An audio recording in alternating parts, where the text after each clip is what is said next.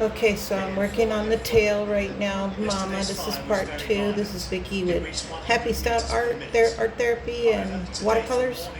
And I'm working on the Mama's tail. If you did miss first part, go back and watch it. This is the second part 2.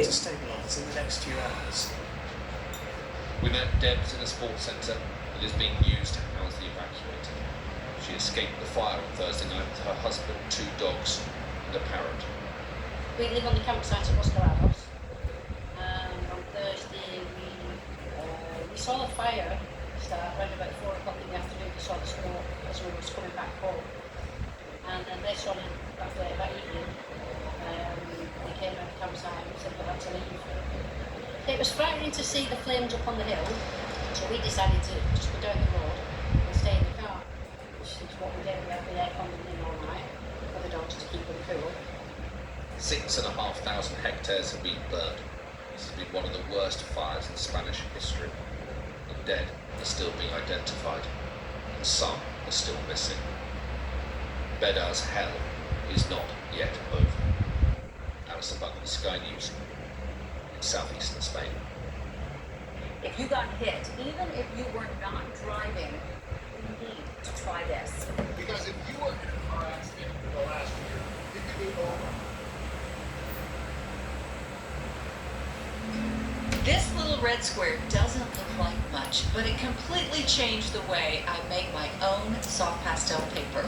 Are you ready to learn how? Come on into the studio and here we go.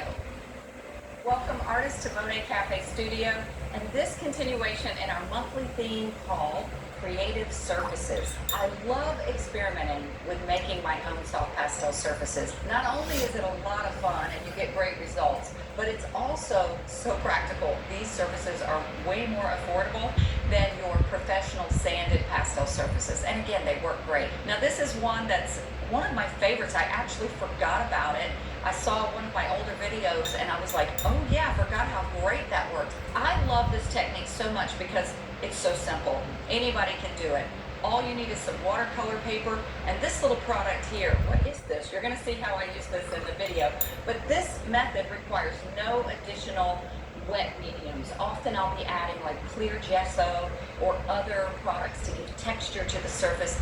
But this one is so simple and the results are great. I'm amazed at how many layers you can get with this technique just on regular watercolor paper. So I'm going to show you exactly how to do it. Let me know as you watch the video if you've seen this method before or tried it. I'd like to know. You're going to love it. It's so simple. Here we go. All right, let's dive into this kind of unexpected technique. Let me know if you have ever heard of this and if you think you'll try this creative way to make your own pastel surface. This is one of my favorites, I think, because it's easy and affordable and it doesn't require a lot of product. What we're doing in my last video too this month is making our own creative surfaces. We're not bound by having to use the more expensive soft pastel papers. And often my DIY methods of making soft pastel papers includes giving them some texture, giving them some grit. But this technique requires using no wet mediums at all, and it's one of the easiest you can do. All you need is some regular watercolor paper. I do recommend 100% cotton, which this is. Arches is a great brand. There are other brands, but 100% cotton.